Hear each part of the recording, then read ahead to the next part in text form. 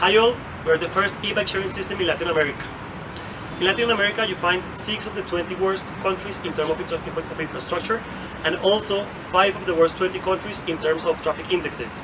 Even further, in Bogotá, which is our test market, people spend an average of 22 days stuck in traffic. So you see that we have a huge problem in the region of transportation and mobility. We are targeting people of the age from 20 to 45 years old with mid to high income. When you see these demographics and ask them how they move around and which they consider the fastest way to commute, you see a huge difference. These people move in car, Uber and taxi, but they consider the fastest way to commute in bicycle. What we see here is a huge market opportunity because people are moving around in a way that they don't consider to be the fastest one. We asked them why don't they use the bicycle more as a means of transportation and to commute. We found 3 major reasons, which are theft, bad weather, and sweat. First of all, we're going to talk about the business model, and then you will see how we solve all these 3 issues.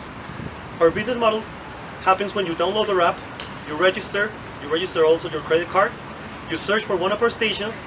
Inside the station, you take out your cell phone with the app, scan the QR code, and then automatically our smart lock will open. Then you use the bicycle and then you return it in one of our stations, close the smart lock, and then you will receive an automatic payment to your credit card, just like Uber. It's important to mention that we're working completely with private enterprises. We're not working with the public office. We're not working with the public office because the public offices have different interests from ours. They will force us to open some bike stations wherever they want to, and also because it's going to be much harder to scale. Because if you have to negotiate with every public office in every new city or every new country, it's going to be really hard to scale. So right now our stations are placed in private parking lots, which we have a partnership already working in Bogotá.